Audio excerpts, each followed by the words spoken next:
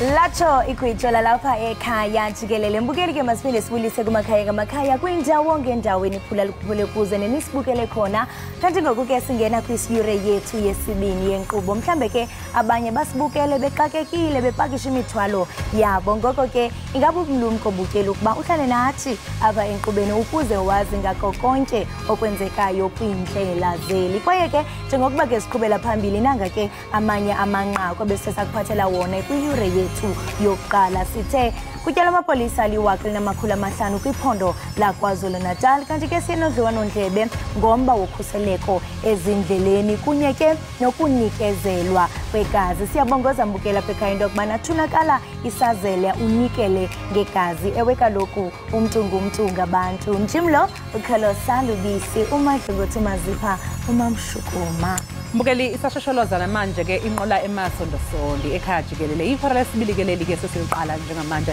elokuqala hayi silishayisa liphuphutha phu laphela nje kanjalo iheba fowethu uyabona abantu abaganiwe njengoba kungamaholiday nje behla nomakoti babo baya le emakhaya omunye ke wacelwa umamezala wakhe wathi hey makoti sicela sibambele inkukhu ihlabe bosizodla hayi bo kuthi umakoti wathi ha makabhebi mfethu nami ngiyisaba ibambe wena oh nikhuluma kanje noma bezala hayi cha mkhona ngunoxolwa kwamwala uMantshikihla bangana limhlophe eqwa intokazi yale olunge esishamthetho sesifundazwe esidala siphinde sikwabukele mbukeli sibonge kakhulu sihlanganyele kanye nathi namhlanje kule esihlanu ake sibheke ke ehamba phambili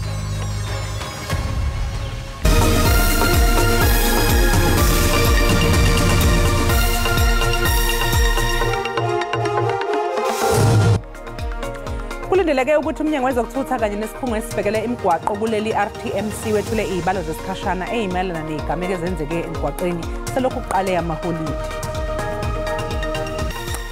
Ungqongqoshe wezokuthutha usindisiwe Chikunga kanye nesikhungo esibhekele imigwaqo kuleli Road Traffic Management Corporation kulindeleke ukuthi ke bethule izibalo zezigameko ezenzeke emgwaqeni kuze kube manje bazophinde futhi ke badalule nemininingwane malungana nomkhankaso wezokuphepha emgwaqeni.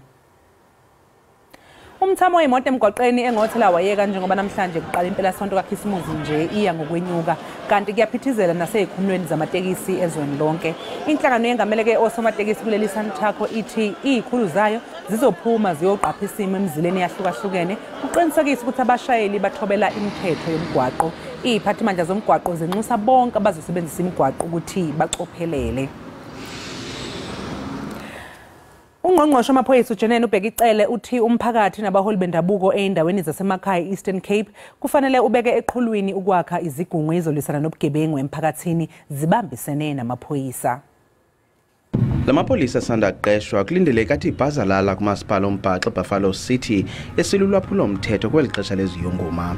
Logama amapolisa ekuvuma ukunqongophala kwesakhono sokuqobisana nolwaphulo umthetho ngokugqibeleleyo amemelela uluntu ukuba luncedise ngokusungula amaqela azakuthi ancedisane namapolisa i-community policing forums.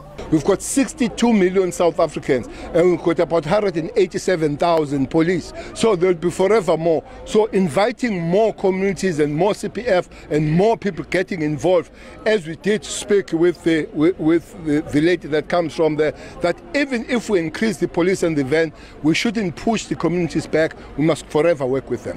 Umkomishana wamapolisa kuzwelonke uqinisekise ukuba abakhweli nabaqhubi bebhasi ezihamba imigama emide azakhuseleka kwelixesha leziyongoma njengemiyalelo yenkundla ephakamileyo yasemakhanda.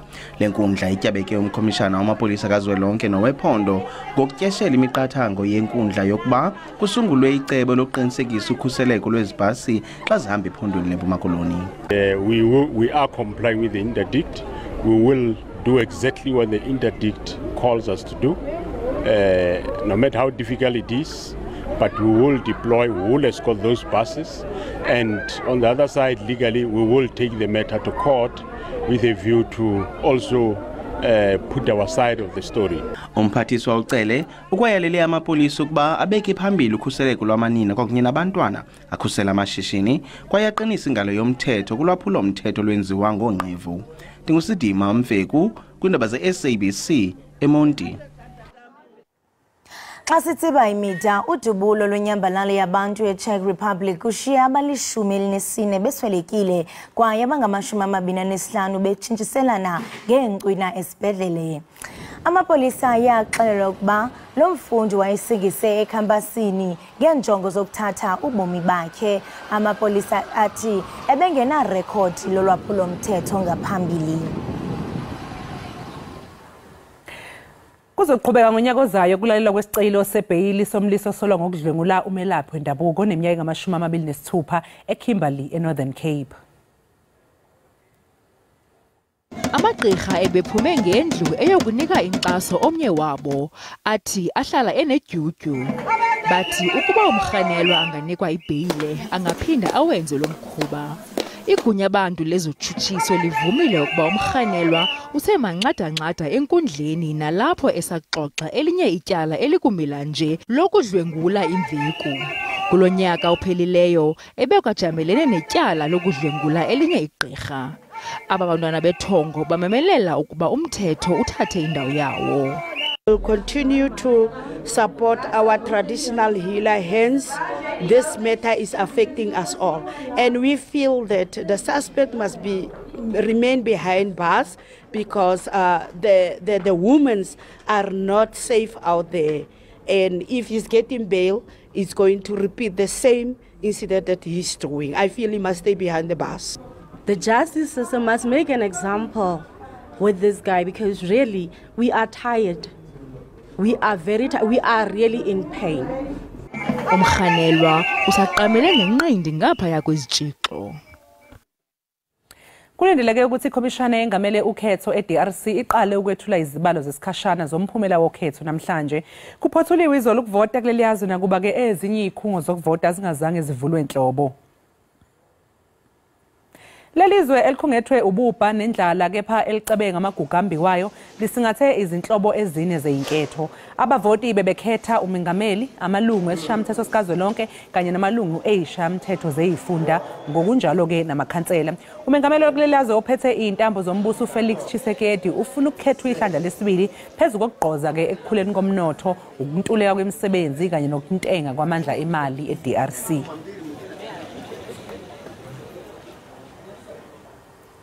Ewe mbukeli, i-weekend ifikile iyanqonqoza kodwa ke qiniseka into kubana njengokuba upakisha uyalazi uqikelelo lwemozulu. Rhabula ungafinci.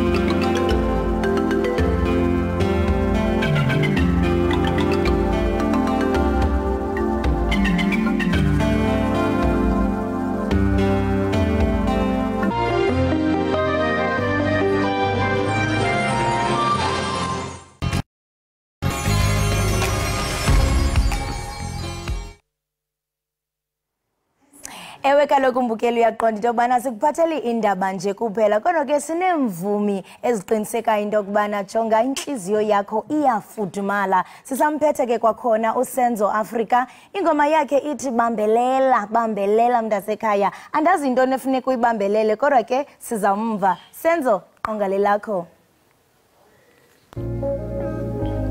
Angisafuni nabangane bami bakhuluma ngabe ngami nawe bathi wena baby ungihlisile intando ukizimfamo nasithandwa singena kimi nawe ngoba sibona ukuthi phela sengithembisile indandazo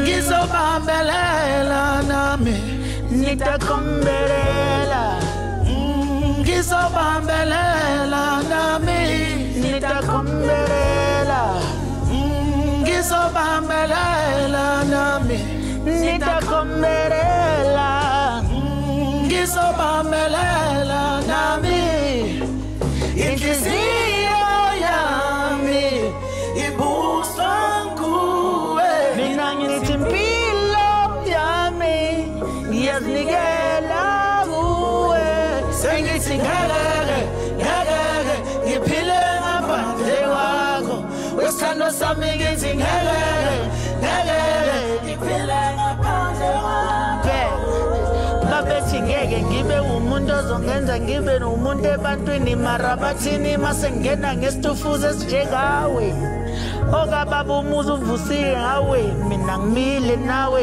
mina nawe sizokhona emaweni my babe I confess my love throughout the valley my babe ngiyathemba uredi umkhoza wami ngiubashile amile mira yamina itsakile so take it if you want it I'm giving it proudly ebusuku the neighbors know you loving me loudly no matter what they say mina I got you umbayazibekile omalume bengadeka ingwashu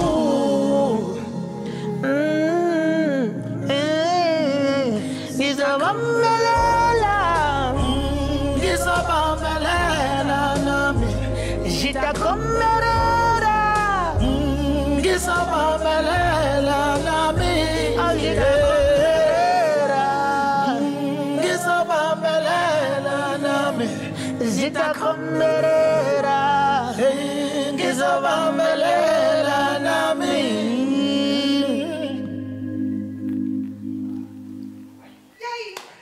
Yes, sir.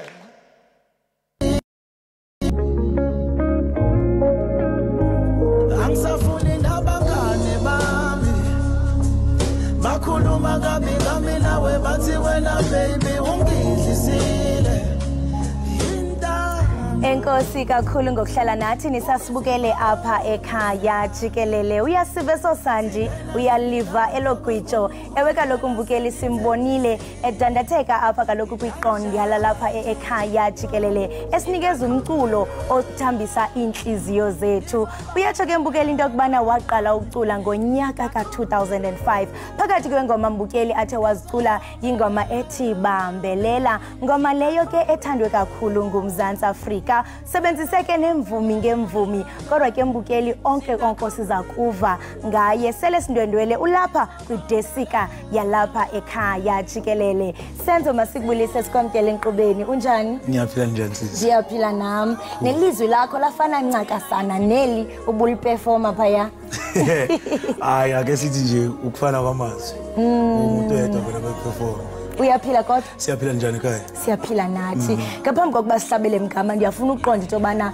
xa ungena emculweni intoni lento eyaba intshisakalo kuwe kwaye ukhulelephi isixhosa sakho simandi sistrong so ngiqhamuka KZN Potchefstroom emagate kunesigodi ekuthiwa iGcilima isigodi sami sinetalente kakhulu into yokucula iqala ngo2005 primary school ngidiscovera umemo wami besicula nje lezinto zama culture then I think bengenza grade 2 angithola lapha then angifaka kuma choir esikole ngakhula kanjalo ngetalent not this music engikona manje mara bekucula lokho etalent isiphiwo till ngaze ngafika high school I think 2011 bengiqala ukuthola le program abathi Fruit Loop eyokwenza music ukuthi umculo wakho uvakala emafonini ema-radioweni naphiphi ngomngane wami ekuthiwa umzwakhe and then 2019 ngazo discover umlindo the vocalist naye uphuma ngasekhaya siphuma eGcilima soyi2 uyena wangilethe eGoli wangifundisa okuningi wangixhumanisa nabantu abaningi that's why sengilala ngikhona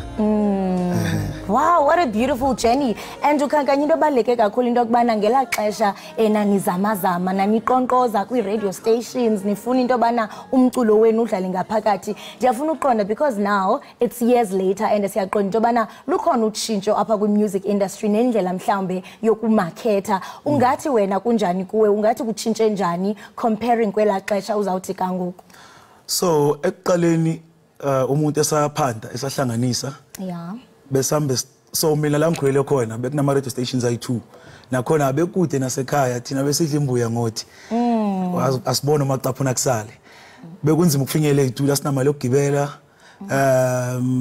bekuthola ukuthi khona izingane vele endaweni ezinemali abazali abamekahle abawothisha abazali babo bebekwazi bona ukufinyelela compared to manje njengoba sengila kwi-industry at least kuba khona i-team manje kwi-industry awusazenzeli wedwa like uyozinokhela ema-radioeni usubmit ama-demo ucela abantu bakushala ama-interview now sekune-team eba behind wena ikuphushe ikuthola ama-interview and everything. And leyo nto yenza izinto zibe lula. Yeah, yenza izinto zibe lula kakhulu.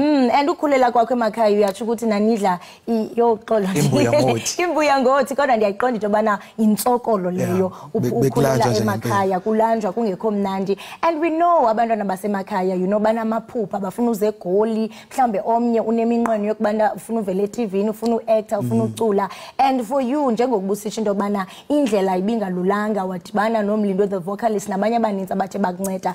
Ungathi mhlawumbe kule minyaka njengokuba sowufikile kwelinqanana lobomi, what has kept you grounded? Intoni lento eyangaba ngaphakathi kuqondo bana you know what mandinganikezeli ndilahle itawule mandibambelele kweliphupha? So ngizoqala ngithini ngizoqala ngibe nokubelieve ukuthi lento ingashintsha isimo sasekhaya.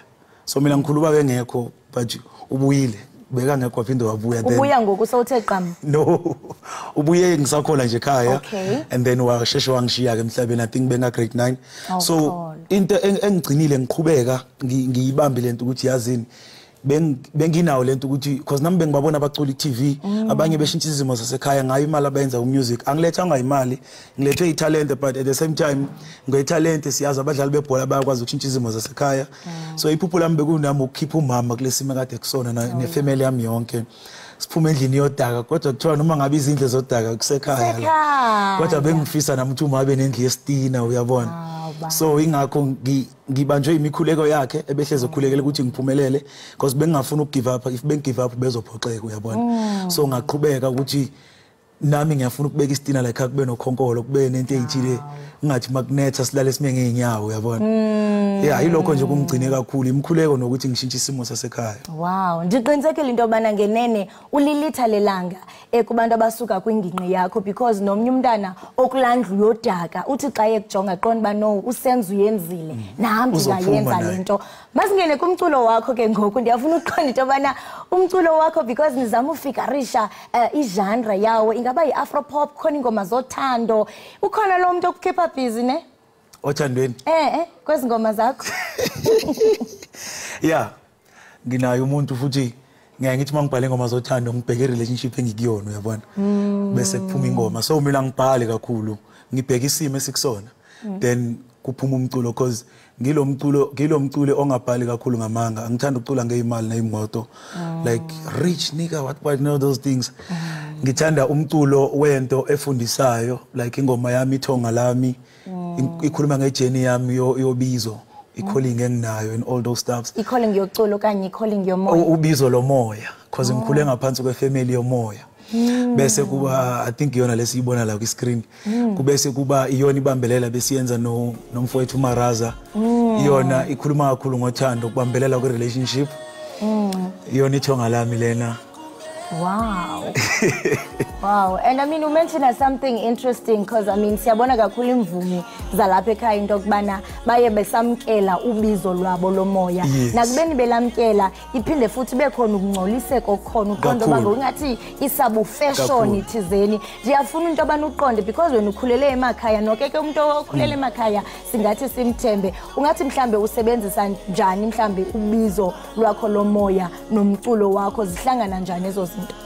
So ubizo into ehlukene kaningi ne I think njengoba umention ukuthi la ku industry uyabona a lot of people now sebeyathwasa ngisho kanjalo baba izangoma umuntu uyabhlopha namhlanje kusasa isangoma sekuthiwa ugogo Central Africa gogo bani I think understanding yobizo nje lengekho kakhulukazi I think ukufundiseka kwasemakhaya kuhlukile umuntu vele kuthune calling avela athi ngiyothwasa ama calling maningi mina I think i-calling yami ukuthumela i-message ngomculo mangikhula bengisibiza ngothisha but ngokomculo because most of my songs afundisa lukhulu this Thonga Lami song yona ifundisa about umuntu ophumelele empilweni kodwa wakhohlwa impande because isihlahla asimili ngaphandle kweimpande mongacela impande awuzokuhluma ngisho nasenqondweni so the song Thonga Lami ne music video moyibuka izokukhombisa ukuthi lo muntu benemoto enomusa lahlekelwe konke seyisidakwa manje uselala emapark nalidlozi lakhe limlanda lithi hey ulahlekile wena woza la ngifaka endleleni hayi ukuthi uyangithwasisa uyongifaka nje endleleni kuphela benifuna kanye lonto and uphendulile kwathi caca umbuzo wami wokuba uhlanganisa kanjani umoya nomculo so iyavakala xa uthi usebenzisa ubizo lwakho ukudlilisa umyalezo ngomculo wakho into ethi ke nomamele uzawuphila emphefumulweni athi into bana esisimo mhlambe nami ndikuso kuzawudluleka utshilo wathi usebenzisane noMlindo the vocalist you know nomreza sibabonile uperforma nabi ingoma yakho ethi bambelela khawusinabisela into bana ngeziphi mhlambe ezinye imvumi othe wasebenzisana nazo nezinye oqonda bajonga yebona leli imvumi ndiyitargetile ndiyafuna mhlambe sibe ne collaboration ngenye imini so ngifike 2019 ngisebenzile noMlindo no Rick RIP to my king we have a song called Awupiki ngisebenze nabo Major League DJs abo Semiti Kamomphela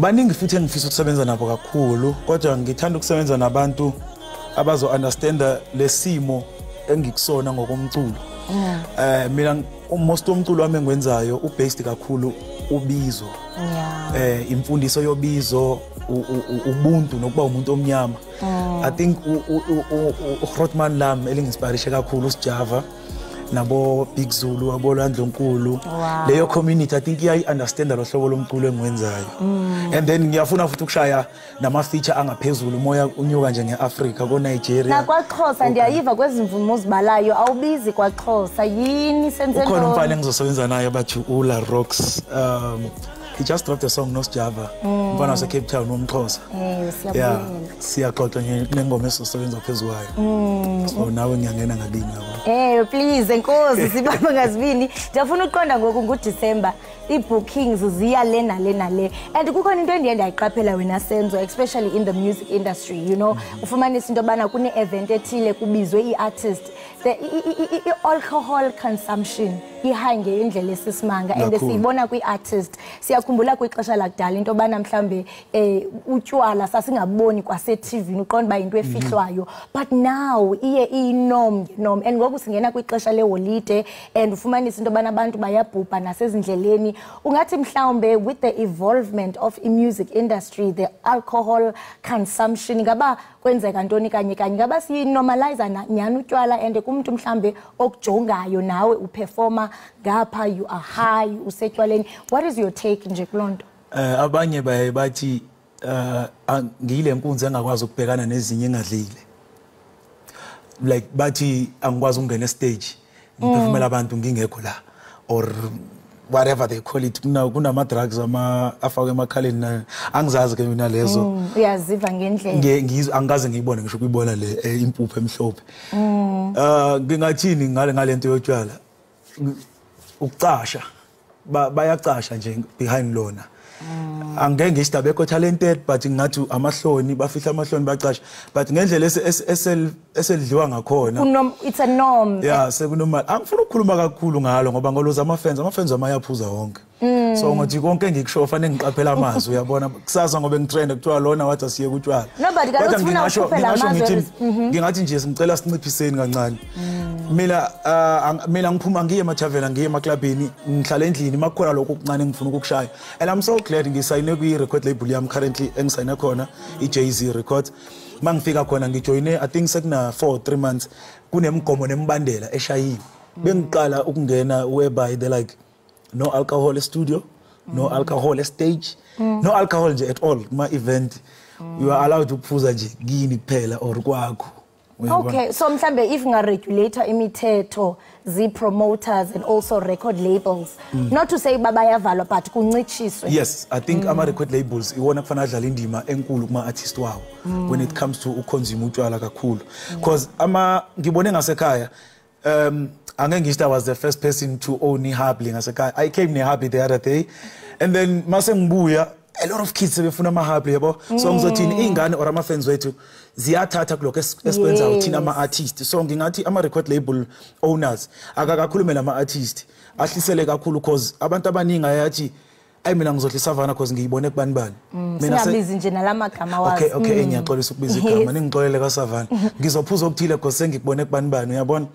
So thina esiphezulu esi-TV esisebusweni babantu engathi ziphatha kahle phambi kwabantu. Yebo utshwala siyabuthola kuma-gig kodwa awukukuphuzela endlini kwakho. Because xa ndibona uyenza it's like it's a norm and enzawenza ngidlulisele. Quickly nje i-future projects zakho uzibona uphi senditsho 10 years 5 years ngomso lithini ikamva likaSenzo? Kusasa ngise-America. Yes. So I'm working on my EP ekuthiwa u-Asanda noLubanzi, ingane zami lezi eziyi-2 intombazane nomfana. And then hi Asanda, hi hello Lubanzi. Asanda, hello baby. Hello Lubanzi there in social movie.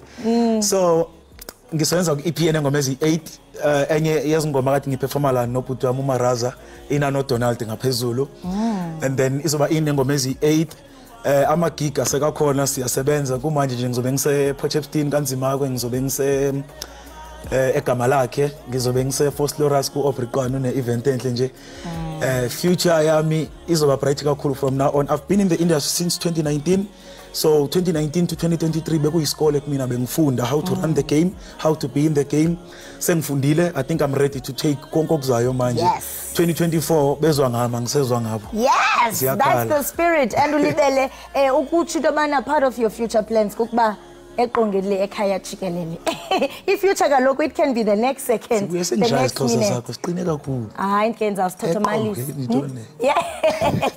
So usithotomalisa senza enkosi kakhulu ngokuba ube nathi apha ekhaya Jikelele. Mhle kakhulu umsebenzi owenzayo ingakumbi uthi usuka emakhaya. Kuba nale nkqubo yethu ekhaya Jikelele abona abantu sijonge kubo ngabantu abaphila emakhaya. Xa bebona ke imvume ezifana nawe umuntu uyaqonda into bana nelami iphupho liyofezeka nelanga kum liyovela kuba livelikile nakuwe uziphathe kahle. Ngiyabonga sisi. Ngibonga kakhulu. Hayi ke mbukeli ke siziqonqotha ke ngolohlobo besincokola naye uSenzo Africa ngehambo lwakhe lomculo. Uyatsho kaloku mbukeli into bana uqale ngo-2019 ngoku ngu-2023 uyasixelela ke mbukeli ne-future plans anazo bekumnandi kakhulu kodwa ke ngoku masithi qhwi sibhatala amatyala qiniseka mbukeli awugungqi awuyijiji tu lo remote kuba yeyi sizazokhala apha enkqubeni masithi qhwi siyabuya ngongoku.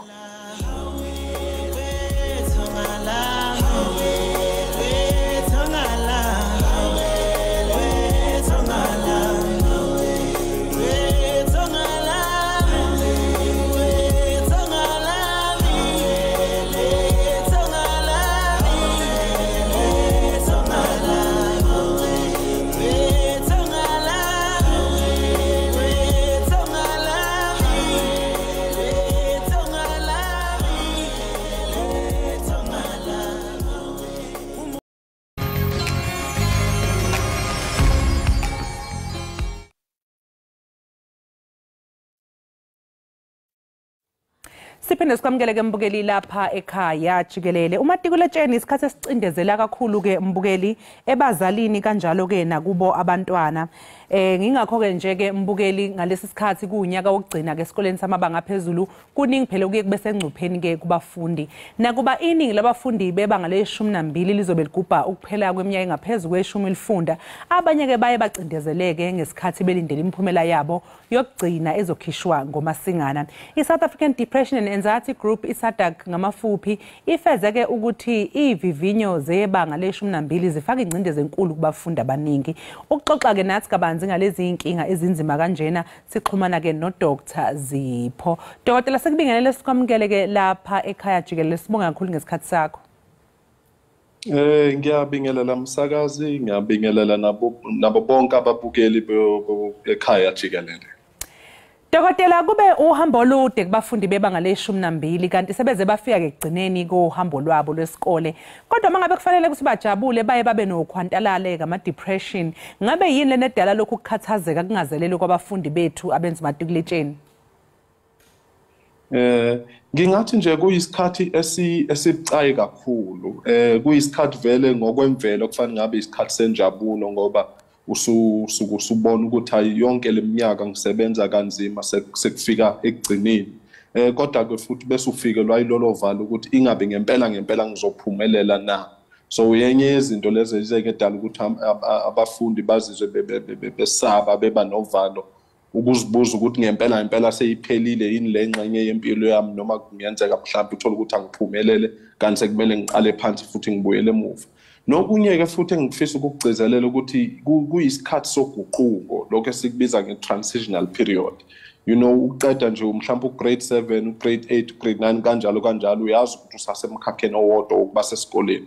Kodwa uqeda umatikuletsheni kusho ukuthi even naleyo ngxenye yokuba ingane isiphelile sengena manje esigabeni soba umuntu omdala. Uyabona uma bengena nje ku-adolescence kuba khona izinto ezishintshayo, abafana sekuqala ukuba nentshebe nezwe seliyaqala liyabhonga amantombazana abasebeyaqala baye esikhathini kanjalo. So uqeda umatikuletsheni nako kuwenye yengxenye etshengisayo ukuthi cha ngempela ngiseyona ingane sengumuntu omdala. Engabe khona nini mhlawumbe ke incindezi laba abafundi abaye bayithole mhlawumbe kwabanye abafundi beyithola futhi kothisha kanjalo nabazali? Ngingathi kukabili, you know, abanye abantu bayakhuthaza, abanye abantu bayafaka incindezi. Kumele sikwazi-ke ukuhlaziya ngokubili ukuthi onjani umuntu okhuthazayo, onjani umuntu ofaka incindezi. Othisha ngokomsebenzi wabo vele kumele bathole imiphumela. So uthisha kumele aqikelele ukuthi abafundi benze umsebenzi wabo futhi kahle. Uma ebavivinya ahlale njalo ebhekisisa ukuthi ngempela bayawenza yini umsebenzi, bayawuqonda umsebenzi wesikolo. So omunye umuntu angabuka ngathi kuyincindezi kanti kahle uthisha vele wenza umsebenzi wakhe ngoba uthisha vele ulethwe esikoleni ukuze kuqinisekise ukuthi izingane ziyaphasa, ziyaphumelela. Umzali ke futhi naye uyafisa ukubona umntwana wakhe ephumelela. Akayikho umzali ofisa ukubona ingane yakhe ingenzi kahle. So nomzali kungaba khona izinto ayishoyo noma azenzayo okuba ngathi zifaka incindezi kanti cha umzali uyagqugquzela futhi uyakhuthaza umntwana. Naye kumfundi uyafisa ukuthi afunde aqede abe wutho ngelinye ilanga. So kuba khona abantu abakhuthazayo ekubese kuba khona ke ukufaka incindezi. Okuyaye kube mqoka ukuthi othisha nabazali beseke abafundi bangabahluleli. Umbona ngani kumuntu ofaka incindezi, ubona ngokuthi mhlambe kube khona izinto ezi-unreasonable umuntu ayilindelayo. Nje ukuthi mhlambe ingane ayikusamele manje ibuka i-TV njalo uma isekhaya hle kumele ndlala ihlale iseyincwadini, uyambona ukuthi lo muntu ufaka ipressure. Nakuso lesikhathi uthola ukuthi uma sekuvalwe izikolo nje mhlambe umoya uyahamba uyothokoza nabangane kuyohlalwa kuyojatshulwa athi umzali uyaphi uyojabula imiphumela engakaphumi. Uyabona ukuthi lo muntu ukufakela incindezi kanti kube uyamdedela nje umntwana ukuthi hayi usebenzele hamba uyodedela igazi sesiyobona ngayo imiphumela. Mhlawumbe futhi ke dokotela abafundi bakamatikuletsheni kumele baqonde ukuthi mase kuyimanje ke vele ayikho into ehlukile sengenzeka. Iyiphi ke ingozi engadalwa ukuvumela ukuthi le depression ngempela ingene kubo nje baphathe kabi? Ngingathi akukho okuyoshintsha manje. Ilento nje abafundi kumele bazitshele yona ukuthi njengoba sekuqediwe nje ukubhala sekuyamakwa noma sekuqedwe ukumakwa noma sekusiphi isigaba ayisekho manje into ezoshintsha. So manje yonke into ezokwenzeka kuzoba imiphumela yokusebenza komuntu. So yilona lo umfundi manje kumele aqonde ukuthi sekusezandleni manje zozazala abantu abamakayo ukuthi ngithola imiphumela enjani. Noku-understanda ukuthi nakuba imiphumela ithini, lokho akusho ukuthi sekuphela you know kwempilo. Mangabe mhlawumbe imiphumela kuyona le oyifisayo noma le oyilangazelelayo, ake sithi mhlawumbe nje umuntu akaphumelelanga, akusho lokho ukuthi impilo seyifike ekugcineni. Kusho nje ukuthi ube nesho ukuthi okwamanje ungaphumeleli kodwa zikhona ezinye indlela zokuthi uthole impumelelo yakho. It's either uyabuyela esikoleni ufunda noma uthole ezinye indlela mhlawumbe uyongena kulama college okuqedelela imatikuletsheni ukuze uthole iqualification yakho. So kubalekile ukuthi abafundi njengamanje bangenzi lento eseke siyibiza ngokuthi catastrophizing, ukubuka into encane, ukubona intaba encane bese uyenza kube ngathi intaba enkulu. Ukubuka nje ukuthi okay, uma ngabe ngingaphumelelanga likhona elinye ithuba, ikhona enye indlela. Njoba nje uma uhamba emgwaqweni uyabona ukuthi mhlambe kwenzeka ingozi noma kuvinjiwe kukhona into eyenzekile emgwaqweni, awubusathwala izandla ekhanda ukuthi Nkosi yami ngeke ngisafika la ngiyakhona. Uye kusebenzise lokho kubizwa ngokuthi ama-alternative routes, ukuthi sengizophuma ngale ndlela ke ngoba lo mgwaqo ebengithi ngizohamba ngawo sekukhona into ekhona engivimbayo ukuthi ngiqhubeke kulolu hambo. Yiziphi-ke ezinye dokotela izeluleko nje zokubhekana nalenkinga, ikakhulukazi mhlawumbe eqaleni labazali ukuthi iyiphi indlela ofanele bayisebenzise ukuze mhlawumbe aqinisekise ukuthi izingane zabo ayigcini seziyithola sezidepressed, noma mhlawumbe umzali oyibona ingane ukuthi ingane yami ngathi sikhathazeke kakhulu manje, bangayisiza kanjani? Okay, angiqale nje ngabo abafundi ukuthi esikhathini sanamanje kubalekile ukuthi ungabi wedwa isikhathi eside. Ngoba uma uba wedwa isikhathi eside lapho uqala uzindla khona kakhulu, lapho uhlaselwa khona uvalo, lapho lokuqala uyibuza uyiphendula. Kanti isikhathi lesi manje sokuhlanganyela nezihlobo, isikhathi sokuhlanganyela nabangani, kuhlekwe, kuxoxwe, nomqondo nje ukukhohlwe ukuthi konje ngilindele into ekanje. Nokuphuza kungavami ukuphuza ngoba abanye abantu inkinga kulesikhathi samanje futhi sonyaka abantu bathanda kakhulu amanzi amponjwana. I-alcohol ke yenza lokho esikubiza ngokuthi depresses the central nervous system, so ikwenza ukuthi udangale kakhulu. So ukuphuza ngingathi nje abantu bazama ukuthi bayikhuze, bangaphuzi ngokweqile ngoba kwalokho kuyayiletha i-set of depression. Nokunaka nje izinto ezikhuthazayo, mhlawumbe ukuvakashela ama-website, amanyuvesi, ukuvakashela ama-website, ama-college, ukuze nawe ugqugquzeleke njengomfundi. Abazali-ke kubalulekile ukuthi bayigqugquzele iy'ngane, baqinisekise futhi ukuthi umntwana uzizwe ephephile nanoma abe umphumela uthini. So ingane kumele yazi ukuthi la ekhaya nakuba kulindeleke ukuthi ngiyenze kahle, kodwa nanoma abe umphumela uthini angeke ngizizwe ngathi ngilahliwe, ngoba ezinye zezinto ezenza ukuthi abafundi bagcina sebecabanga izinto ezibuhlungu njengokuzilimaza, ingoba umuntu usekebona kahle ukuthi la ngizohlulelwa kuzoba ngathi impilo isiphelile. Kanti kubalekile ukuthi umntwana azizwe ngathi kusekhona ithemba uma ngabe imiphumela ayihambi ngendlela kade efisa ngayo. Sasophetha njengedokotela, mhlawumbe ke abazali nabafundi bangalithola phi-ke usizo uma ngabe mhlawumbe beyithola sebebhekene nelenkinga, sebona nomzali ukuthi nami ngithe ngiyazama lengane ukuthi ngithi kuyi-cheer up, ama ngisho nje ngegama lesingisi, ngizama ukuthi ngiyibuyise esimweni sokujabula, kodwa ngiyabona ukuthi ngathi ngiyehluleka, awuthi kuze nginqande ukuthi kuze kube nenkinga enkulu, kukuphi lapha abangabalekela khona beyocela usizo? Ngingathi impela uma nibona njengabantu bomndeni, mhlawumbe umzali noma ingane yakwenu, mhlawumbe udadewenu noma umfowenu osekhathazekile, ngingathi nje kubalekile ukuthi mhlawumbe izinto indawo efana namaklinikhi nezibhedlela, akhona ama-social worker, akhona ama-psychologist aqashiwe ezibhedlela nasemaklinikhi ukuthi abantu basizakala uma bebhekene ney'nkinga zey'ngcindezi ne-depression kanjalo. So even nayo i-South African Depression and Anxiety Group ikhona iwebsite yaka-SADC, ikhona futhi ne-toll-free line 24 hours la ungakwazi ukuthi ufone khona ubatshele iy'nsizi zakho, ubatshele ukuthi ubuhlungu kangakanani, uthuswe yini, bazokwazi ukuthi bakululeka, bakwehlisa umoya ukwazi ukuthi usizakale. Dokotela, enye into eqaphelekayo ukuthi kunabantu abakwaziyo ukufihla isimo sabo somqondo nanokuthi bazizwa kanjani. Omunye umzali angasho amangala ukuthi hawu ngimangela ukuthi ingane yami kanti ibine depression because nabe ngayiboni or abangani bayo besimbone ehleka thina besimbone right kanti umuntu yena ube depressed. Mhlawumbe iziphi ezinye izimpawu abazali noma nje nabo abangani abafundi wonke umuntu angayibheka ukuthi sibone ukuthi umuntu udepressed? Kukhona izimpawu vele esiyilindele nejwayelekile uma sidiagnose i-depression, njengokuthi mhlawumbe umuntu uyaqhela kubantu, ubayedwa, mhlawumbe umunye ufikelwa zinyembezi, omunye akasafuna ukudla, akasalali nakahle. Izimpawu lezo ejwayelekile ukuthi sizibone. Abanye-ke yebo kuyenzeka ukuthi noma umuntu depressed kodwa thola ukuthi asinaki ngoba uyaqhubeka uyahleka nabantu kanti phakathi kukhona lento emdlayo.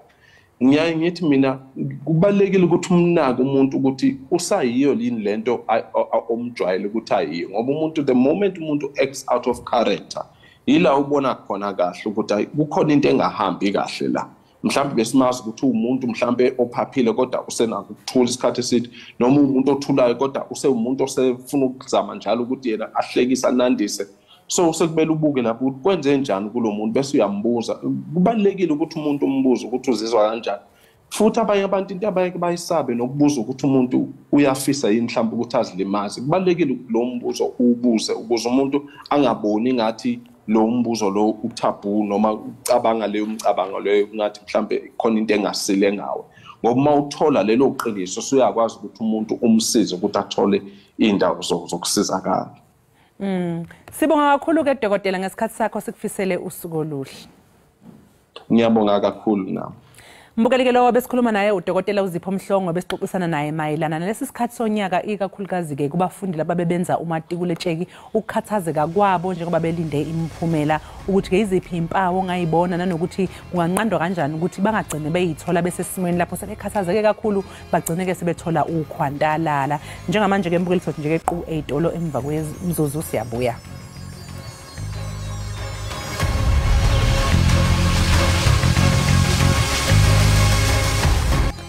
Sikamkeleke mbukeli lapha ekhaya Jikelele sibonga kakhulu ukuthi sisahlanganyele kanye nathi kusukela ekseni ngehora lesithupha kuze kube manje mbukeli usasenathi avusithanda futhi nathi ke siyakuthanda njengoba ke wazi ke mbukeli njengamanje sekuyisikhathi ukuthi nje ke sigoqe ihora lethu lesibili kodwa ngaphambi kokuthi siqale ihora lethu lesithathu sesithe hayi angeke ake sithi ukunandisa kancane ngoba usenzo usasekhona la e-studio kuzosinandisela njengamanje uzosinika ke uyabona ke ungambona ke manje mbukeli ngiyakutshela kushintshiwe manje khanjwe ngelinye igiya icathulo seyiphumile Friday. Uyaqhagamshela xa ubetha ngezigathiwe. Hayi siyakhala. Le ngoma engizoyiperforma esayidinga icathulo. Sengiconnecta nabaphansi. Uthini kumbukele ekhaya ujongile enze ntoni ngalomzuzu? La ukhola nje khumula icathulo ima ngeenyawo ngoba ithongo lwakho liyavuka manje. Hayi ithi niqale ngezama. Asiyabe mbukeli azishe. Silishiya ngosenzo senza iqonga lelakho.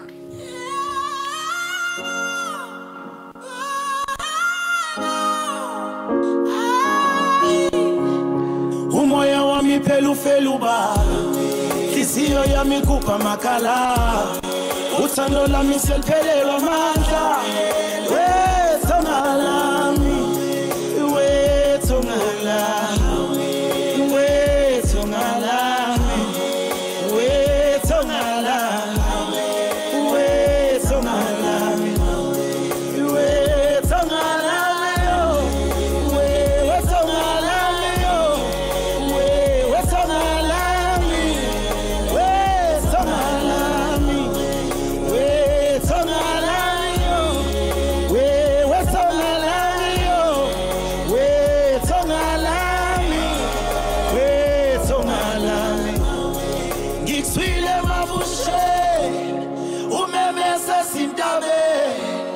Nasabele makumbeni Wethonga lami Uthena welinda bilele khala Qiniso lami ke lasiwuma Uthena welinda bayezinkanje Wethonga lami Mele sangele ubiso Mele kuphela imfihlo ekhaya Mele silandele ubiso Wethonga lami Hawele tongala Hawele kosombele Tongala Hawele tongala Umoya wami phela ba Ihliziyo yami kupha makhala Uthando lami seliphelelwa amandla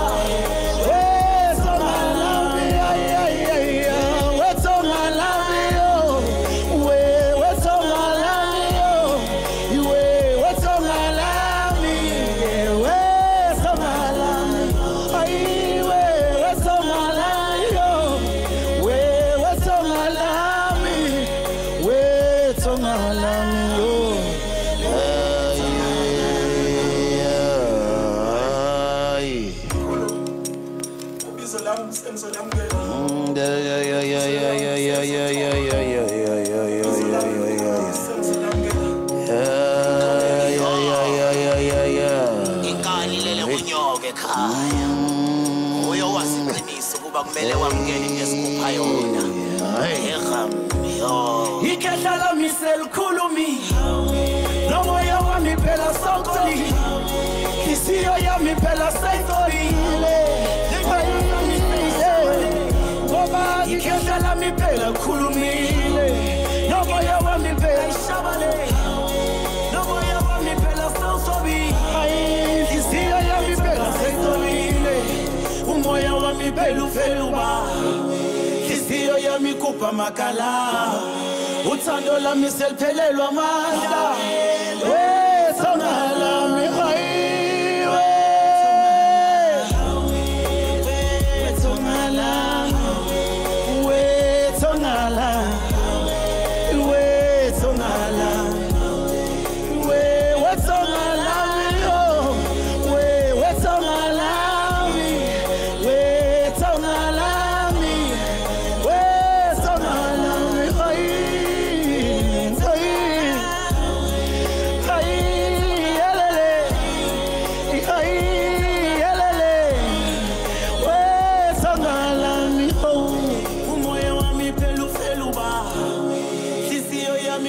makala uthando lami seliphelelwa amandla